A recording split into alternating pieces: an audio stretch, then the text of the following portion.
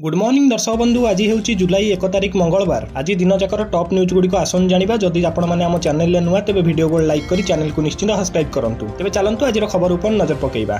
तेज प्रथम खबर बंगोपसागर लघुचाप। बंगोपसागर लघुचाप प्रभाव में आज प्रबल वर्षा हेबो। आज 4 जिले प्रबल अति प्रबल वर्षा हेबार संभावना रही। झारसुगुड़ा, सुंदरगढ़, केउंझर, मयूरभंज जिला ऑरेंज वार्निंग जारी करा जायछि। या सहित 15 जिला येलो वार्निंग जारी करछि आंचलिक पाणीपाग केन्द्र। आसंता काली मध्य झारसुगुड़ा, संबलपुर और सुंदरगढ़ जिला येलो वार्निंग जारी होईछि। आसंता 6 तारिख पर्यंत वर्षा नहीं सतर्क करिछि आंचलिक पाणीपाग केन्द्र। लघुचाप 2 दिन जाए धीरे धीरे पश्चिम उत्तर पश्चिम दिगरे उत्तर ओडिशा, पश्चिम बंग और झारखंड मध्य देई गति करिवार संभावना रही। प्रभाव में उपकूल और उत्तर ओडिशा रे प्रबल वर्षा हेबो। तेबे परवर्ती खबर कटक रेल स्टेशन निकट में ट्रैक रु खसिला ट्रेन 3टी बगी। पुणी ट्रैक रु खसिला ट्रेन। कटक रेल स्टेशन निकट में ट्रेन लाइनच्युत। ट्रेन 3टी बगी लाइनच्युत होइतिबार सूचना मिलिछि। तेबे पारादीप अभिमुखे जाउथिला मालबाही ट्रेन। हेले कटक रेल स्टेशन निकट में मालबाही ट्रेन टी लाइनच्युत होइतिबार सूचना मिलिछि। हेले ट्रेन टी किपरि लाइनच्युत हैला ता जणा पड़ नथिया बेले घटनास्थल रे रेलवे रो वरिष्ठ अधिकारी अनुध्यान करचंती। 3टी बगी ट्रैक रु तळु खसी आस्तिबार जणा पड़िछि। तेबे परवर्ती खबर उत्तर ओडिशा रे बन्या भय। वर्षा जारी रहिथिबार अधिकांश नदी फुलुछि। तेणु बन्या विपद रहिथिबा नै केन्द्र जल आयोग अधीन बालेश्वर जिला राजघाट स्थित पूर्वानुमान केन्द्र आकलन करिछि। फଳରେ बालेश्वर, भद्रक और मयूरभंज जिलार नदीकूलियावासी चिंतार पड़िछंती। बंगोपसागर सृष्ट लघुचाप जोगु ओडिशा सहित उपरमुंडर थिबा पड़ोशी झारखंड और पश्चिमबंग 3 दिन हेला लगाण वर्षा जारी रहिछि। एहा प्रभाव रे आज बालेश्वर, मयूरभंज और भद्रक जिला देई प्रभावित नदी गुड़िक फुलुछि। लगाण वर्षा जोगु सुवर्णरेखा, बुढ़ाबळंग और जळका नदीर जलस्तर बढ़िबार लागिछि। जलस्तर एबे विपद संकेत पाखापाखि थिबा बेले आज राति और आसंता काली सकाळ सुधा 3टी नदीर जलस्तर अधिकांश स्थान रे विपद संकेत टपि जिवो। एपरिकि एई 3 नदीर बड़ बन्या आस्तिबार जल संपद विभाग पक्षरु बालेश्वर जिल्लापालଙ୍କୁ सतर्क रहियाकु सूचना दैछंती। तलिया अंचल लोक माने उच्च स्थान को स्थानांतरण करने सहित आवश्यक रिलीफ कार्य परिचालन पई मध्य निर्देश दिया जायछि।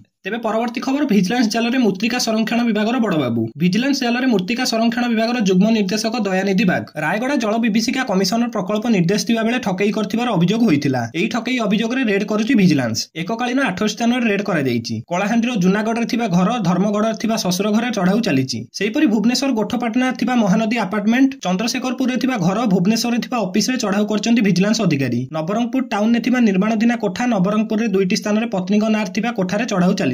तेबे परवर्ती खबर आरंभ हेबो जनगणनार प्रथम पर्याय। स्वाधीनता पर भारतर आगामी और अष्टम जनगणना प्रथम पर्याय एप्रिल 1, 2026 रु आरंभ हेबो, जेउथिरे सारा देशर परिवार गणना करा जिवो। एनै सूचना दैछन्ती भारतीय रेजिस्ट्रार जनरल। भारतर जनगणना कमिशनर एवं रेजिस्ट्रार जनरल मृत्युंजय कुमार नारायण समस्त राज्य और केन्द्रशासित अंचल मुख्य सचिव मानकु ए चिठी लिखि सूचना दैछन जे घरर तालिकाभुक्त कार्य और घर गणना एप्रिल 1, 2026 रु आरंभ हेबो। एही पर्याय रे प्रत्येक घर को आवासिक स्थिति, संपत्ति और उपलब्ध सुविधा संपर्कित सूचना संग्रह करा जिवो।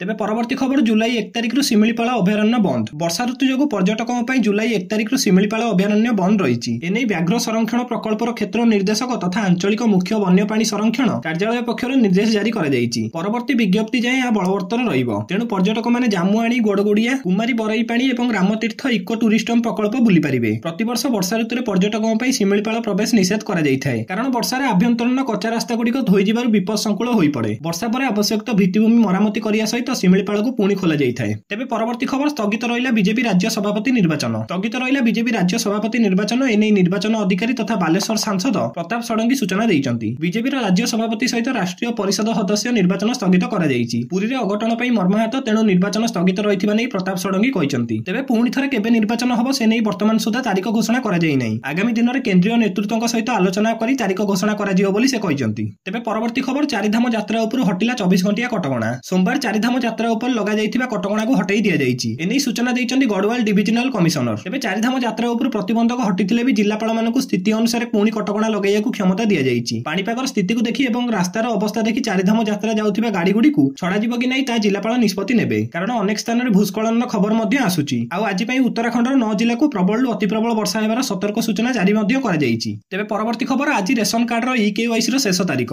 रेशन कार्ड ई-केवाईसी पई आज पुरुछि कंटा। डेडलाइन आज शेष हेबो। जेउ हिताधिकारी माने ई-केवाईसी करिनांती आज करि दियंतु। आउ जे माने न करिवे तांको सरेंडर करागला बोली धरि दिया जिवो। जे माने आज ई-केवाईसी न करिवे 3 मास जाय कार्ड सस्पेंड हेबो। 3 मास भितर ई-केवाईसी कले कार्ड पुनः सचल नचेत करा जिवो। एपर्यंत जाय 20,85,000 लोक ई-केवाईसी करनांती बोली कहिसंती जोगाण मंत्री कृष्णचंद्र पात्र। तेबे जे माने आज ई-केवाईसी न करिवे सेमानक जगह नुवा लोकंकु दिया जिवो बोली पूर्वरु स्पष्ट करथिले खाद्य जोगाण मंत्री कृष्णचंद्र पात्र। आउ आज परे आउ बढ़िबनी समय सीमा। तेबे परवर्ती खबर 2 दिनिया उत्तर प्रदेश गस्तरे राष्ट्रपति। 2 दिनिया यूपी गस्तरे महामहिम राष्ट्रपति द्रौपदी मुर्मू। महामहिम आज 2 दिनिया गस्तर थिबा बेले आज बरेली जाई पहुंचिचंती। विमान बंदर रे राष्ट्रपति को भव्य स्वागत मध्य करा जायछि। यूपी रो राज्यपाल मुख्यमंत्री योगी आदित्यनाथ एवं केंद्र कृषि मंत्री शिवराज सिंह चौहान स्वागत करथिले। एहा परे महामहिम राष्ट्रपति गोरखपुर गस्तर जिबे। सेठारे मध्य से 3टी बड़ बड़ कार्यक्रम रे शामिल हेबे। यूपी रे प्रथम थर पई महायोगी गुरु गोरखनाथ आयुष विश्वविद्यालय राष्ट्रपति उद्घाटन करियाकु थिबा बेले गोरखनाथ मंदिर रे मध्य परिदर्शन करिवे राष्ट्रपति। तेबे महामहिम को 2 दिनिया गस्त पई सुरक्षा व्यवस्था को कड़ाकड़ी कर दिया जायछि। तेबे शेष खबर पुणी कमिला सुना दर। सोमवार अर्थात 30 जून ने पुणी कमिछि सुनार दर।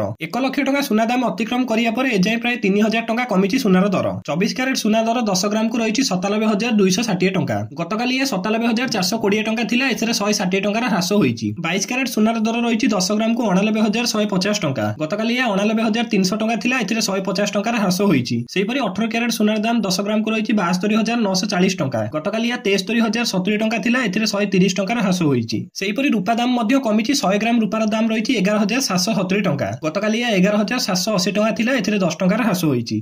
दर्शक बंधु, प्रतिदिन गुरुत्वपूर्ण खबर जानिया पई आम चैनल को निश्चित सब्सक्राइब करंतु। जय जगन्नाथ, धन्यवाद।